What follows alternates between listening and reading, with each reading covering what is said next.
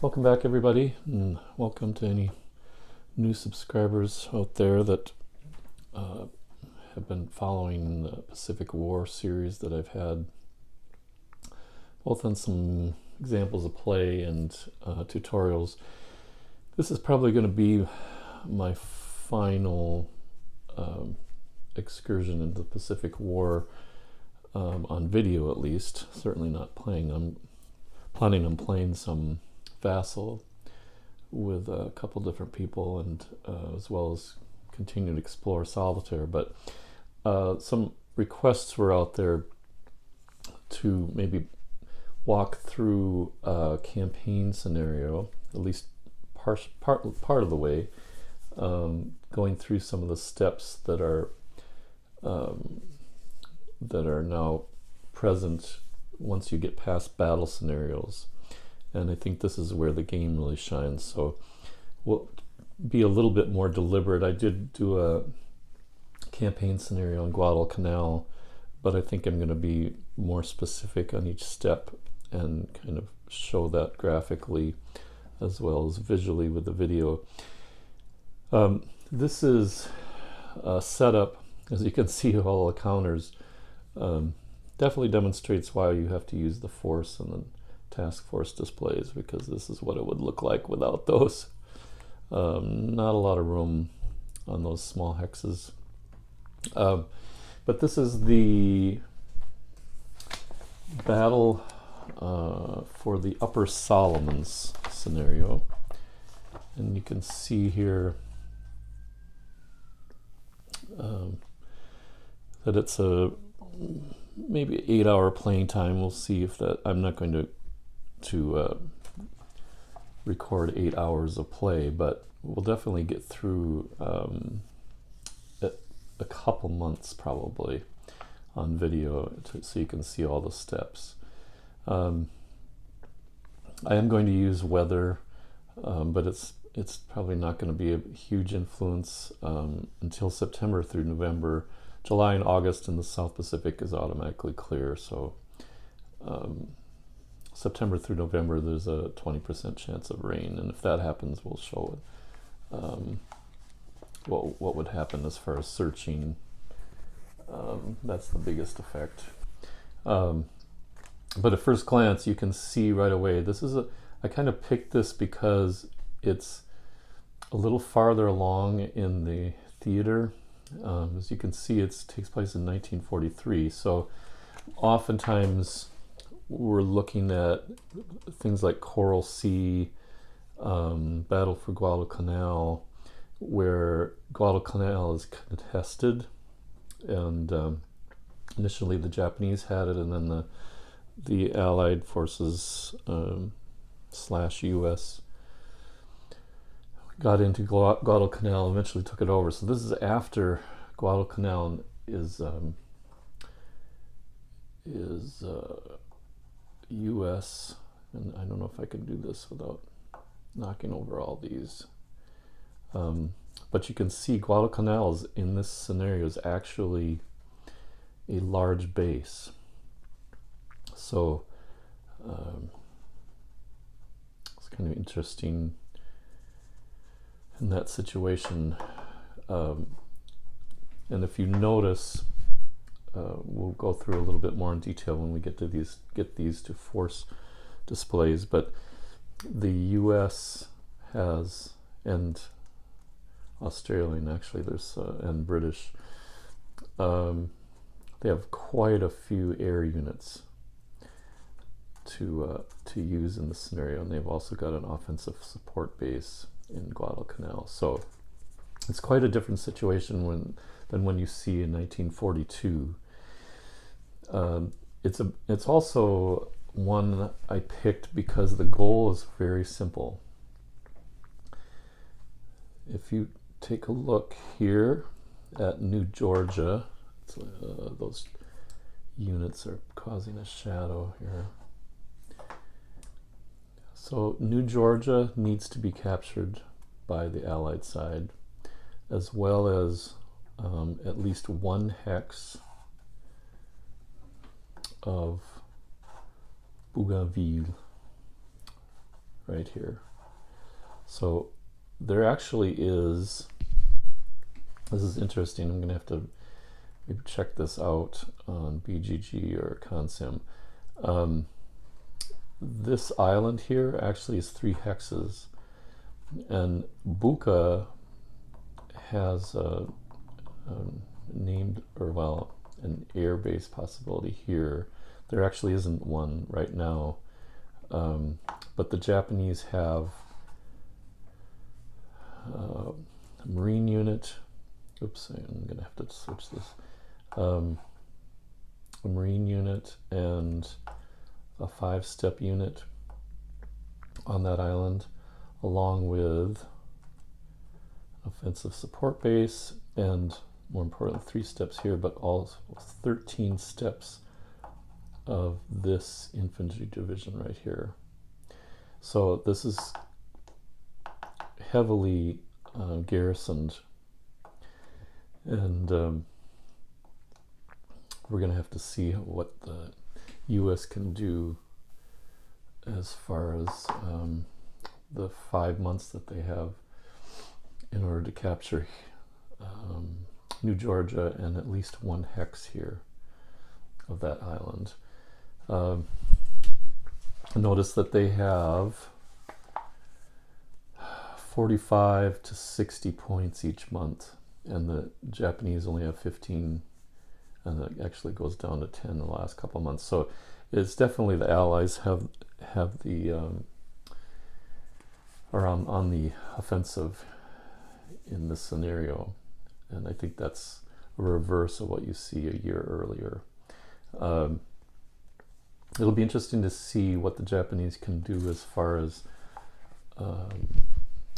activating units. Notice or remember that activated units can, or non-activated units can defend. They also can alert in place. So it'll be interesting to see how the Japanese deals with the Allied offensive that's moving up the Solomon chain. So that's how the scenario's set up. The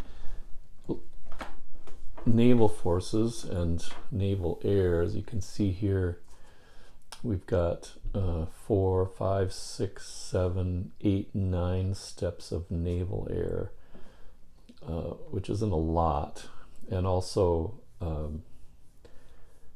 the level of the air, you can see level 0 for the Japanese. You're starting to see the effects of that attrition on the skilled pilots that they had earlier in the war. And then on this side, I wanted to just see the in comparison to the Japanese air or naval air. And on the Allied side, we've got the first appearances of CVEs, these escort carriers, with 5 steps total, and then also over here that start at the headquarters on Noumea, not too far from Guadalcanal. And we have these 2 carriers, the Victorious and the Saratoga, so that's 9 steps there. So there's a little bit of a advantage for the Allied side in terms of naval air. And for once you can see that the Allied side has a fairly decent complement of surface ships. I spread those out. These are all at Noumea at the headquarters. And 4 battleships, 3 cruisers, a bunch of destroyers. Oops, got one more cruiser out here. And then compare that to the Japanese side that is sitting at Truk. Also 4 battleships, cruisers, some light cruisers, and the destroyers. So it's somewhat a more even, with a slight advantage to the U.S. you have these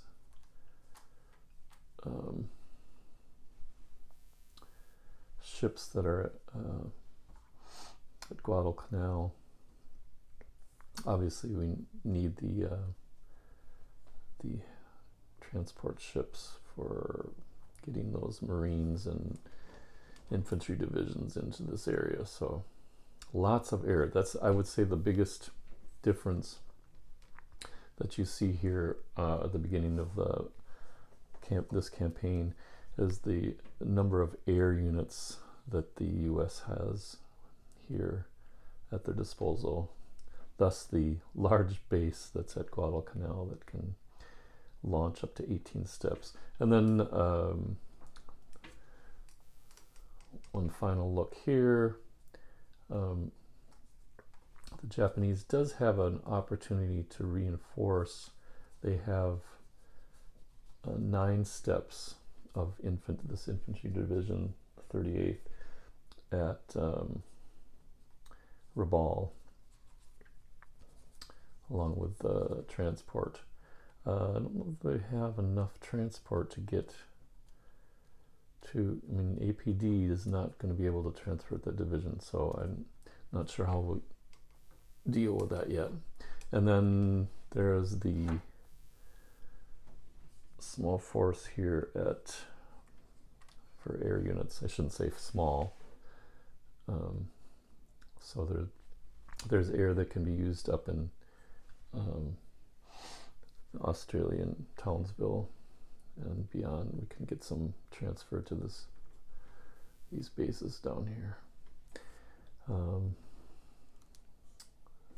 It's going to be an interesting scenario. I'm looking forward to it, and again, we'll just go step by step and get this set up properly. I will put some plexi down and get all the display sheets taken care of and get this cleaned up, and then we'll get started.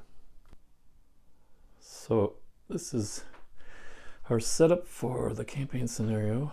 I want you to note that I got this on 4 foot by 3 feet. I'm not going to use plexi because of the glare. As you can see, any scenario that you use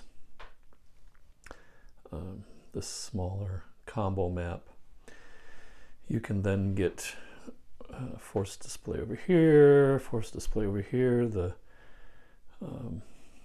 important naval charts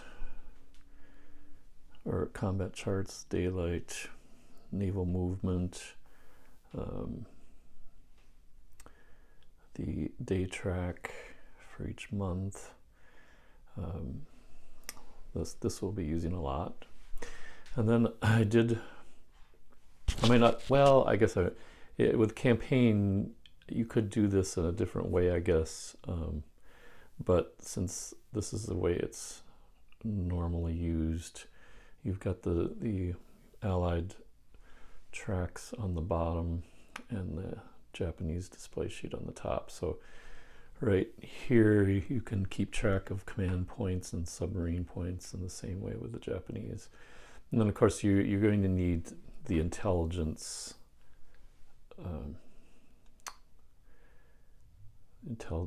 track here for rolling.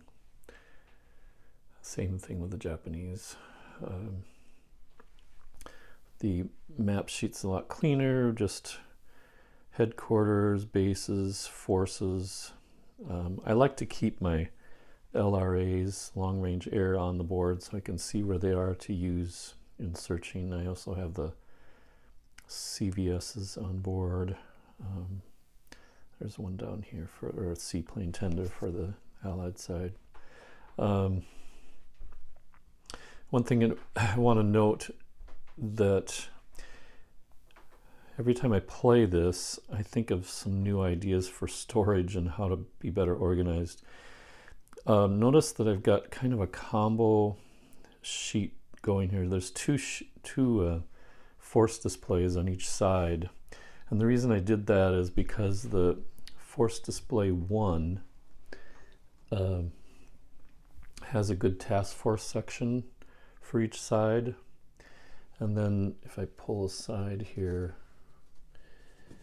I think this is 3, I don't know, maybe it's 3. No, it's 2. Task Force 2 or Force Display 2, because they have a little bit more room for forces here. This is a little small up here for these large forces. Same thing with the Allied side. I just used the bottom half of Force Display 2. So this way, it's all very, I don't know if this is intended, but 3 by 4 feet. That's not too bad. 36 by 48 inches. And you've got everything you need to have on display. And if you were using the double maps, that would cover most of this area. So you'd need all of these displays on another table. So if you're going to have to use the, and we're talking about campaign here, because you don't really need all of this out for battle scenarios. Obviously, you could even just pull this and fold it up, or have some other way of keeping track of the phases there. That doesn't need to be out all the way. So if you're doing the big A-B map, you'd have to have this area plus something off to the side. But that gives you an idea how this is going to set up. And we'll see how that first turn goes. Okay, we are in the first phase of Battle of the Upper Solomons in the campaign game. And the first phase is weather. We're going to skip that because weather's automatically clear in July. So we move to the strategic intelligence phase. And if you see here, we've got this long chart with the colors yellow, green, blue. Notice that we are in July 43. So the likelihood is going to be level 4 intelligence, you can see over here, for the Allied side. So we roll and we get a 9. So that is level 4 intelligence. And then the Japanese, you can see in 1943 is probably going to be level 1 or 2. But we'll find out. And we rolled a 4. So Japanese, I believe, are at level 2. Yep. So then we go over here and we'll grab level 3 or level 4 for the Allied side and level 2 for the Japanese side. And that is going to impact our intelligence condition once we get to rolling on this other table down here. And that is going to be rolled by the reaction player. So we're done with the second phase. And now you see we can skip all the strategic and escort, merchant, shipping, etc. That's only in strategic scenarios. So we're going to go to command point phase next. Okay, in command point phase, in campaign scenarios, you do not have to roll for command points, or it's all just given to you on a schedule, much like reinforcements and replacements. So we have 45 for starting this month in July 1943 for the Allied, and we've got 15 for the Japanese. So command point phase can be skipped. I want to note something I skipped over because I didn't do it, but I should talk about it. And that's when you do the future allocation for command points. And both sides can do this. After you found out how many command points you have for that month, In this case, it was 45 for the Allied and 15 for Japanese. I could put a future operation month down up to 4 months. You would just use this track up here. That's the month track for each side. And you could put this in a month anywhere up to 4 from where you are right now. So it's July. You could go in August, September, October, November, and put this on that month. And then each month you can allocate up to 50. That's quite a bit. Up to 50 for that future operation. So if I decided, well, I was going to put it in the October month slot for the Allied side, then this month I could set aside 10 points, and I just keep track of that up here. Once the month hits where you placed this originally, in this case it was October, then I would have to spend all the points that I had on the CP track that was marked by the future operation CP marker. So you can, and that's one way to plan ahead. Another decision you have to make, maybe you don't have a lot of points right now like the Japanese do, and they maybe set aside 10 points this turn and 10 points the next turn, and so that they could actually build up and go on the offensive in a upcoming month. So that's something to consider as well. But I'm not going to do that for this month. Probably next month we'll take a look at that. Isolation. We don't have any isolated units, so we don't have to worry about losing steps. Everybody is linked at this point. And then you move to strategic transport, and we'll show you how that works next. So we're at the strategic transport phase. Bring it up here and zoom in right there where the phase track is. And during this phase, the Japanese can transport up to 1 division's worth of units, air steps. This can only be ground or air, so you can't transport or change positions of any of the naval units. But one equivalent would be 9 battalions or 9 air steps. And at this point, the Japanese have some air in Rabaul, but their range is such that I'm not going to worry about getting them closer in here, because 1, 2, 3, 4, 5, it's going to be fine. So the Japanese aren't going to change anybody. And remember, it has to be linked port to linked port. So I guess I couldn't actually change any air units here. Remember, this is not, we'll get into this later, but it's not the contact phase, so you can't just go to another air base that's within range. This is actually going from a port to a port. So even though this Rabaul is a port, the only other place you could really go to would be Truk.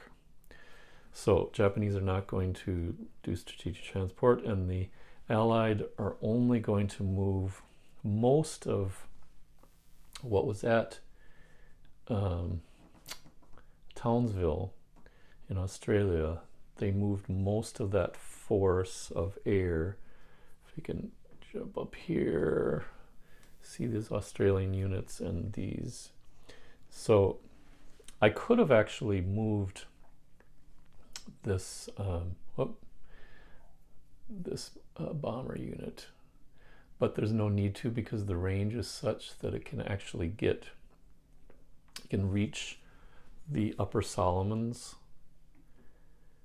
from Townsville and back.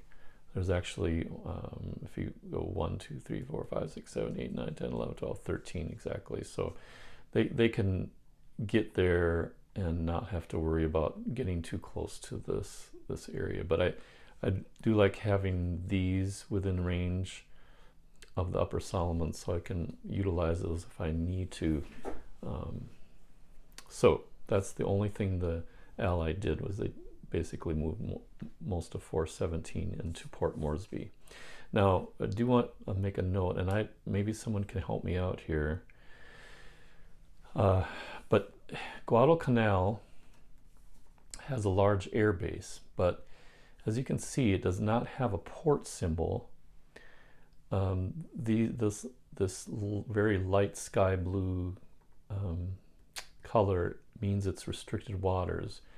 And in that case, even though it's not a port, you can have ships there that can activate and deactivate in that hex. It's considered an anchorage. But in an anchorage, you're only supposed to be able to have 3 ships. And I'm kind of curious. I don't know if I'm doing the rule wrong. But this is what the U.S. starts out with at Guadalcanal. As you can see, I have 7 ships there, and I'm only supposed to have 3.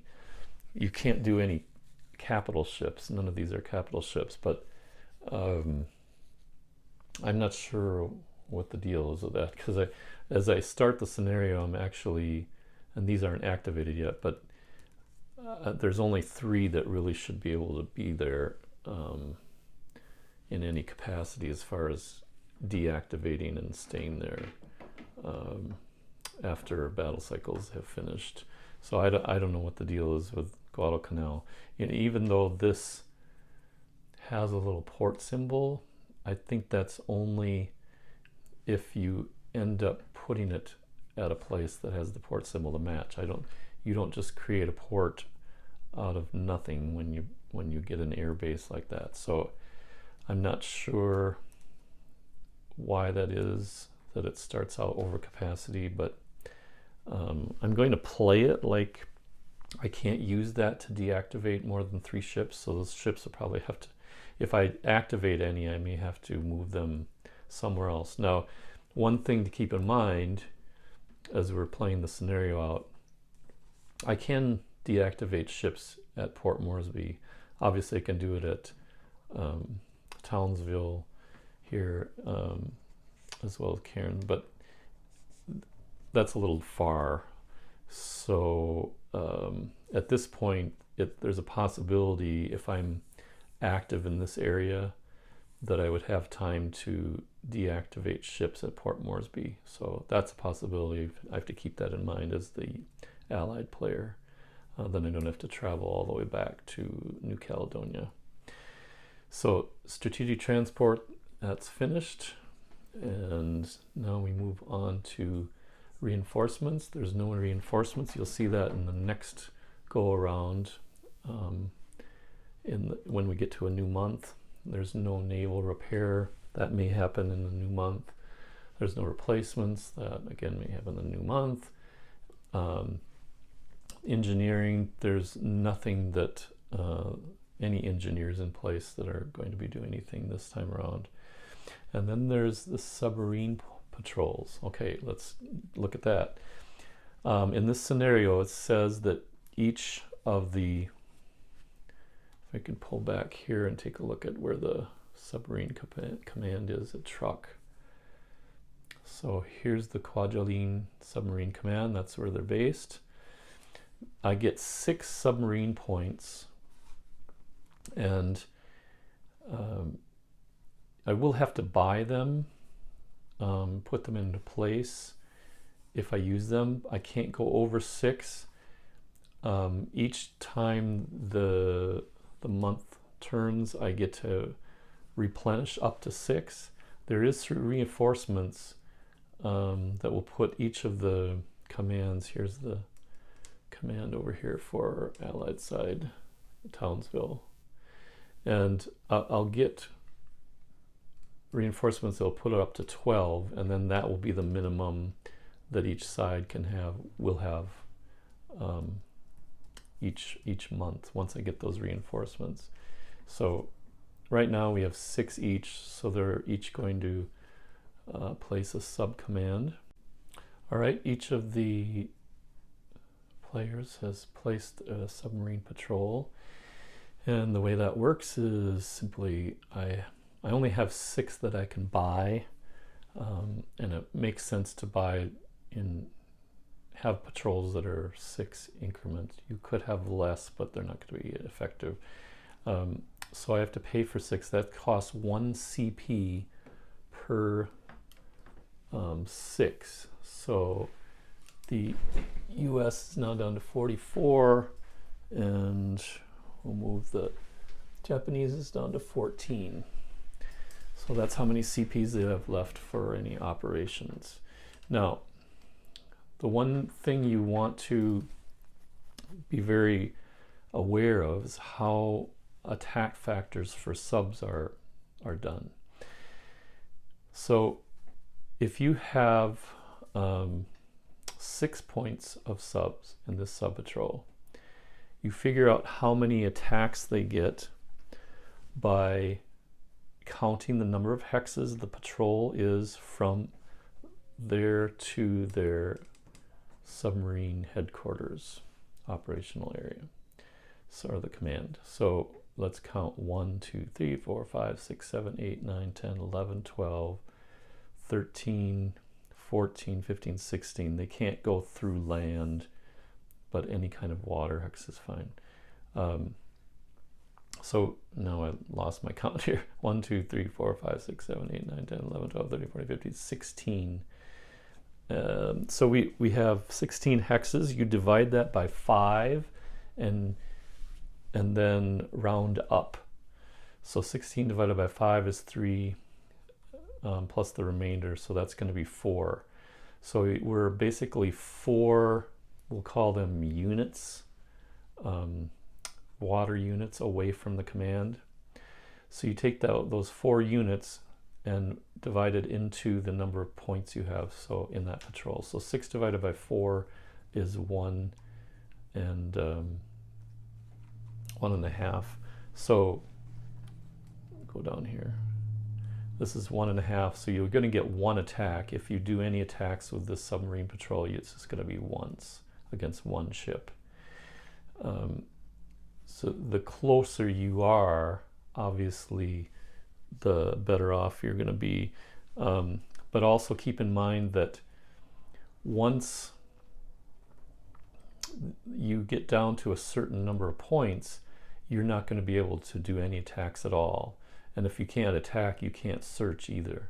So in this case, with 16 hexes away, if I get down to 3, I will no longer be able to use this sub-patrol in attacks or search. So I can only take 2 hits here, and then it will become ineffective. Now I could place it technically. I guess I could go here. That would be 1 hex closer. Maybe I'll do that. Then I could get down to 3, and it still would be able to attack. 1, 2, 3. It has a range of 3, so maybe it would be better off to put the patrol here. There's ships possibly that could come down this way, and then we have the truck navy that could be coming this way. So that I'll leave it there. So if it has 3 hits on it, it can still attack and search. Once it gets to 4, it's going to be done. And then the Japanese place their sub-patrol here to cover Guadalcanal. We would do that. Let's put it here. And then they are 1, 2, 3, 4, 5, 6, 7, 8, 9, 10, 11, 12, 13, 14, 15. Oh, good. That's 15 hexes away from truck, where their submarine command is.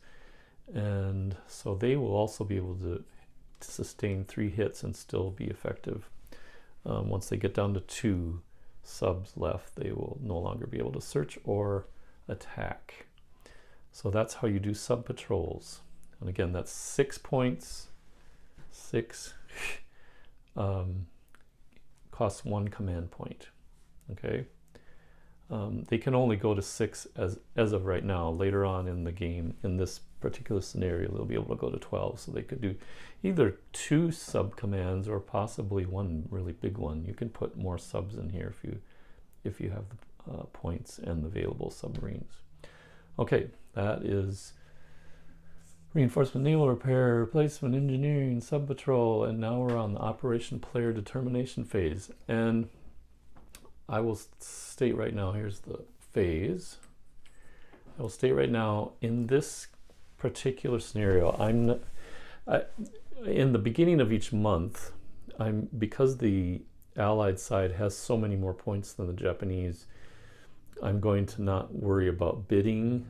Normally you would bid, and then whoever bid higher would have to spend that many points. If I bid 40 and the Japanese bid 10, obviously the Allied side would win, but they would have to spend 40 points in the operation. Japanese would not have to spend any. They get to choose how many they're going to spend up to a certain limit. But in this case, I think because of the disparity in the two sides, we're going to just pretend at the beginning of the month anyway, the Allied side will take the bid. So we're going to, this is probably the biggest decision you make every month, and that's in terms of what you're going to spend your command points on for activating units. So I'm going to take a look at that and see what plan we can come up with.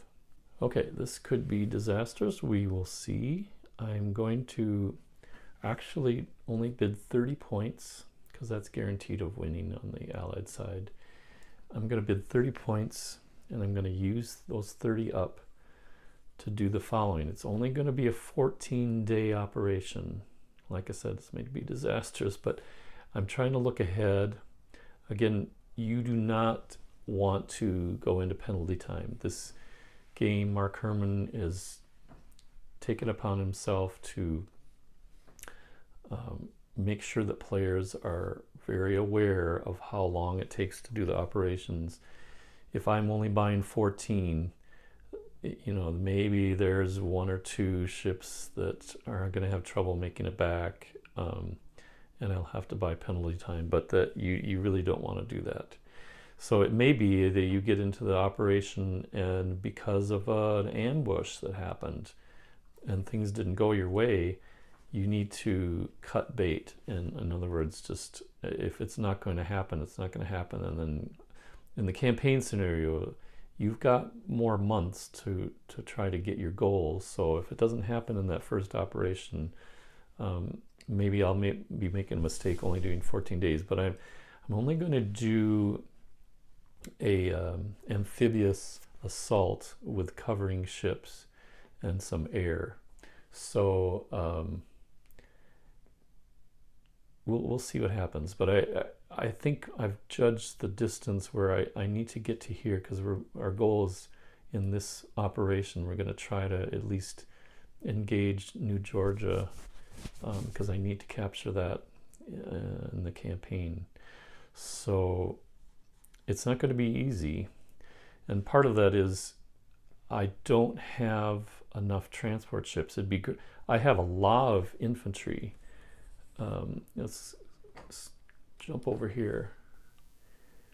I have a lot of infantry, you see here. I mean, there's another engineer unit I've got, and 2 full divisions. That's 32 steps there with those two divisions. I've also got over in Noumea some more infantry divisions, but I don't have the transport for it. So this operation is going to be trying to get a foothold and do as much damage as I can here against these units. I mean, I'm technically not supposed to know this, but it's about 8 steps, I think, in here that the Japanese have. And here's what I'm going to activate this turn, because it's going to come out to 30. So if I'm only do a 14-day operation, all these activation costs are going to be face value. If I did a 21-day operation, everything would be doubled, including the headquarters. So let's take it from the top. I'm going to activate 2 air units, and just as an aside, you can activate up to 8 air units in an operation regardless of the steps. So this won't be an issue. I don't have enough points to activate that many. So there's 2 plus 1, that's 3. We'll zoom in a little bit more. I'm going to activate an engineer, that's 2. This marine division. It's not as many steps as the other ones, but again, in this game, that 8 is almost more important than the steps at this point, because you're going to need that troop quality when you're doing an amphibious landing or assault. So I've got 2 planes, got the 2 infantry units, the 2 transports. One can transport a division, the AA. This one can transport a regiment size. And then I've got the supporting ships here that will enter into, they'll actually have to make 2 task forces in support of those. And these planes, I plan on, this bomber is going to be much more effective. As you can see, the far right is the land attack, base attack value. So I'm hoping I can get a couple of those units that are there, the ground units, having a TQ check, and we'll see. It might be kind of difficult to do that, but we'll try. So that's what's activated in Guadalcanal. Those ships, I'm going to play it that they're going to have to rebase somewhere else except for 3 of them. So they may have to go back to Port Moresby up there, where you see the Force 17. And then I'm going to also try to have another couple task forces for amphibious assault, and we'll see how this goes. Rather than have a cover force with aircraft carriers, I'm hoping that this is going to be kind of a quick operation, that I can get the units on there and I don't have to worry about aircraft carriers from the Japanese. We'll see if that works out.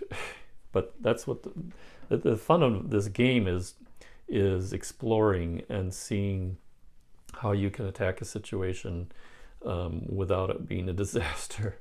So I really enjoy that aspect. So let's take a look at all the points. We'll start. It's only a 14-day operation.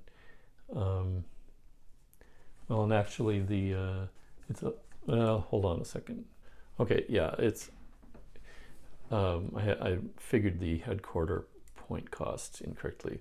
So let's start at the beginning. I'm going to have to spend 33. I bid 30. I can spend more than that, but I have to at least spend 30. So I'll bid 30, or spend 33 points, and this is how you arrive at that. 1, 2, 3, 4, 5, 6, 7, 8, 9, 10, 11, 12, 13, 14, 15, 16 points so far. 17, 18, 19, 20, 21, 22, 23, 24, 25, 26, 27. And I'm just doing 14-day operations, so they're all just the face value, the activation point. So it's 27. And then because I spent more between 20 and 30, I have to go to a level 2 operation. That means this red 3 is going to cost double. So that's where I get 33. 27 plus 6 is 33. So the Allied spends 33. They will have 11 left. Okay. Now remember, one thing that if you've looked at any replays anywhere else, or looked at the rules, checked out BGG or Consim, some of the threads that are on there, one of the things you really want to keep in mind as you're playing through campaign or strategic scenarios, that at the deactivation activation phase, which in battle scenarios, if you come up here, the joint activation deactivation right there,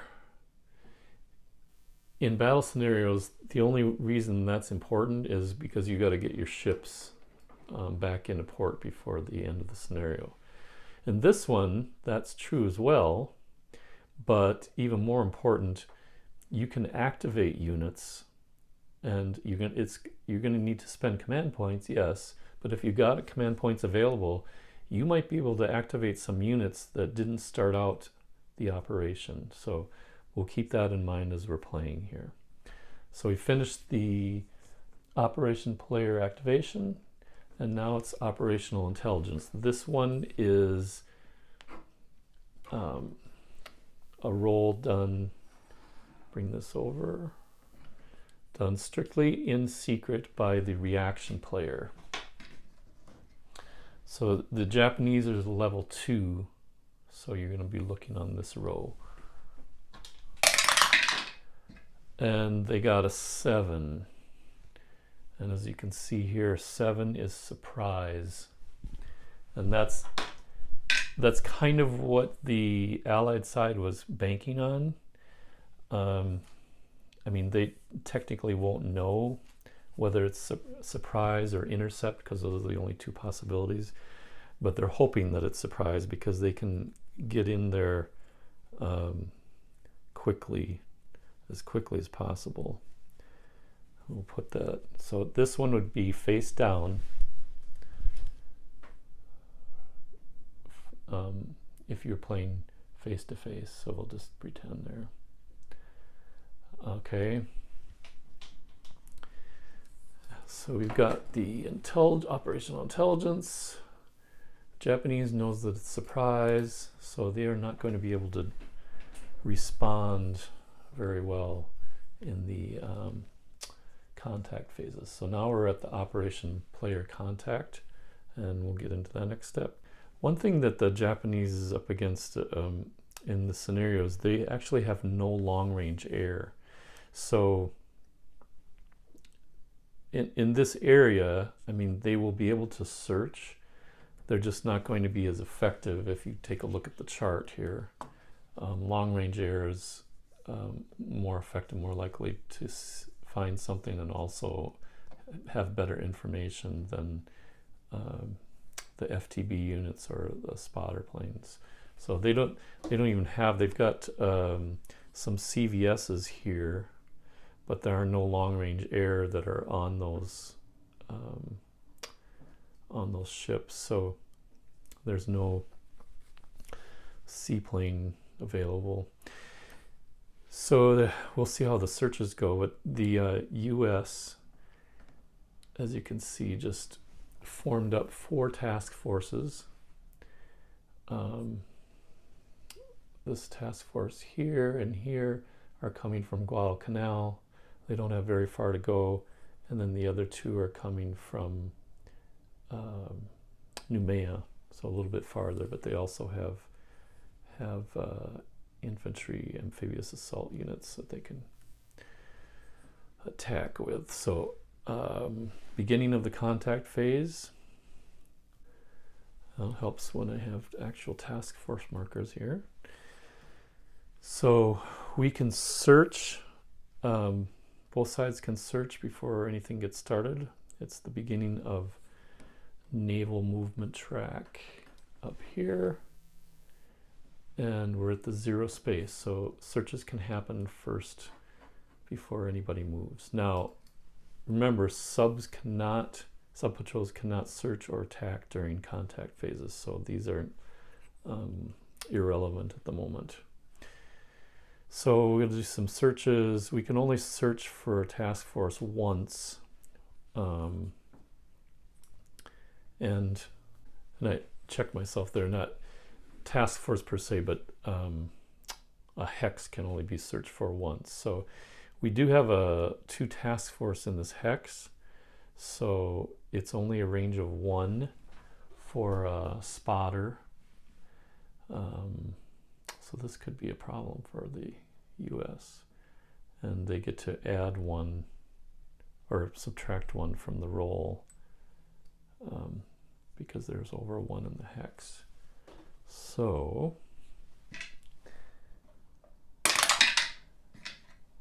we have a 5 that results in a 4.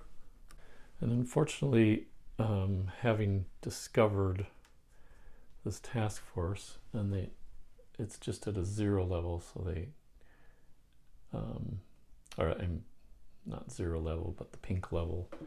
So they only know within 50% of how many ships are there, and we'll say 6, but that's kind of a moot point here.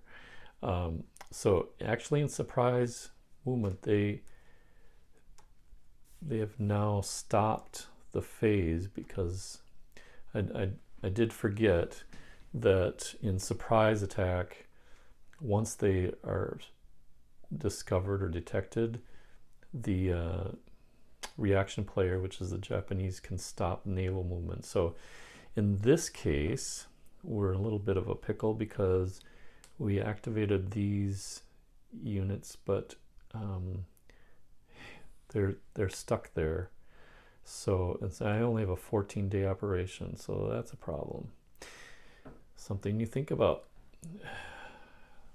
So these are stopped, and now I can move air units, but I'm not going to at the point. I can't attack or anything. So essentially movement is done, and I can't embark or disembark, whatever.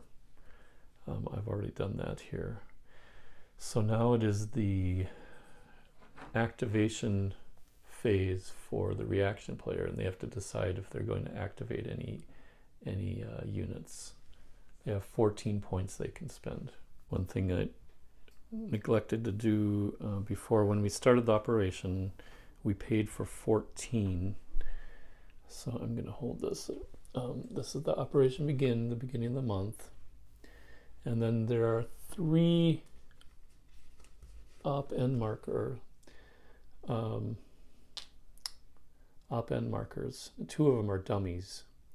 So again, we're not playing face-to-face. It's much more important face-to-face, or you don't know. So I have to place the 2 dummy markers on 14, or rather 21 and 28.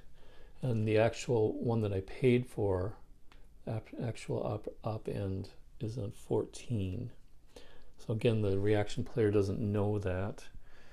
And now the reaction player, if they're going to pay for any units, they'll put it on 14 as well.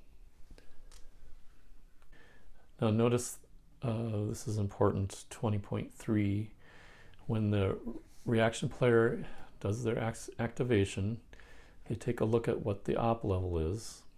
And again, they did not know, or the operational player doesn't know yet what the op level is. Although after stopping them, they can figure out once they were stopped, because remember, Japanese detected the task forces in the hex before they even moved, which is legal. But then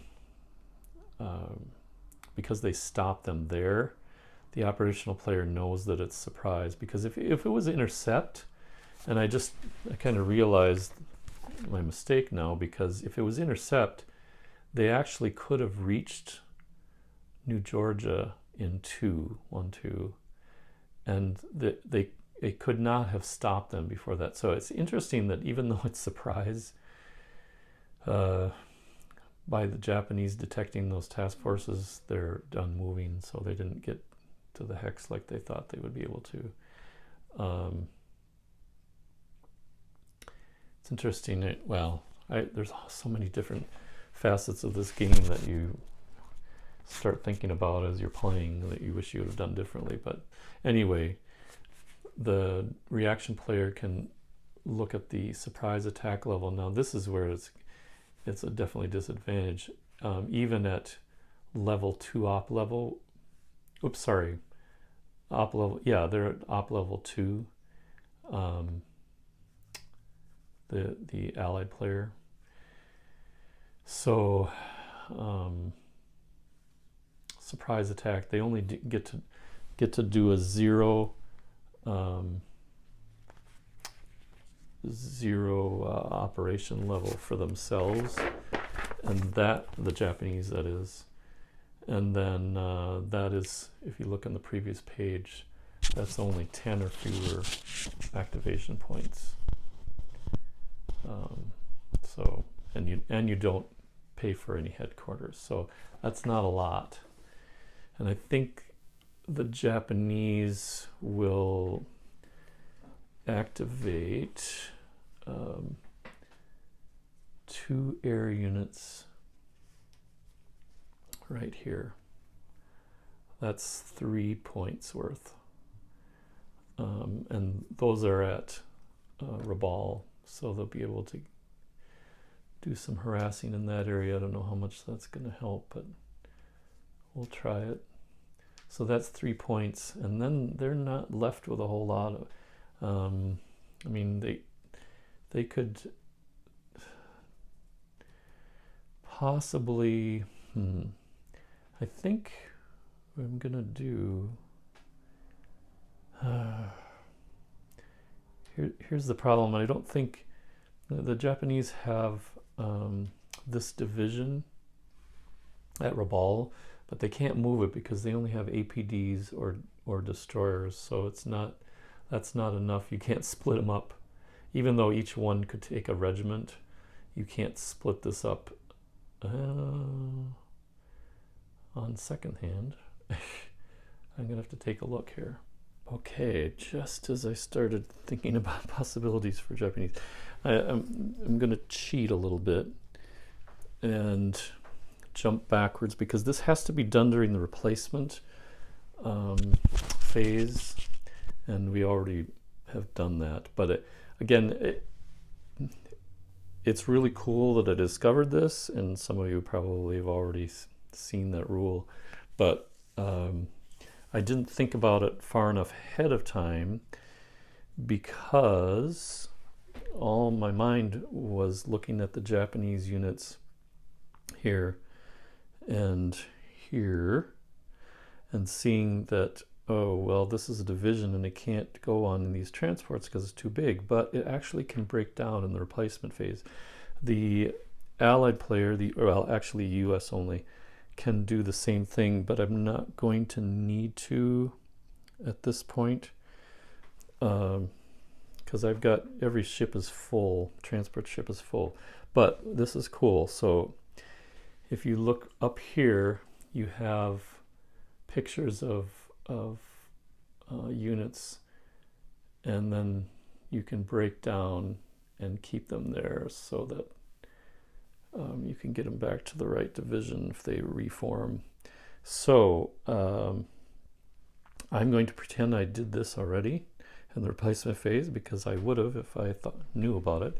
I want to make a note here that it actually is in 16.9 in the rules, breakdown and recombination, something I did not look at because I'm stupid. It actually is under the replacement section, but the thing is, in the table of content, or the index, I'm gonna put this down for a second here. Excuse me. In the index, it's actually one of those little errors I found. It's not listed correctly. If you see here, let's come up, and under breakdown and recombination, you see it says 6.9. That's they had a problem with their ellipsis here, all these dots. This one should be over here, so it misprinted. Whoever was copy editing missed this, so the one should be over here. So it actually is 16.9, breakdown and recombination, so that needs to be changed. But now that I know where it is, where to look for it, makes sense. The key is, though, you can only do Marine divisions can do it. I'm not going to worry about the US side for right now, but Japanese divisions can do it if they have a 6 TQ. So this one can. I'm going to break it down into regiments. Now, what you actually do, if I can pull over some Japanese regiments, they look like this. It doesn't really matter the number. You want to keep the same TQ. So here are the regiments, and I can break these down. Now, what's interesting with this is that these 3 combined have 9 steps, which is great, because the division actually only has 9 steps left. It's 15 minus 6 step losses. So I'm going to take that division off the board and put these on. So I will actually change the activation a little bit. I can do up to 10, and I'm going to activate the 2 air units, which is 2, 3, and then 4 for one of the regiments for reinforcements, just in case. One of the APDs, and destroy. I think that's 1, 2, 3, 4, 5, 6, 7, 8. So that's 8 points. I can do up to 10. So that leaves me a little bit of room. So I'll activate these 2 and the one of the regiments and the other 2 and the 2 planes.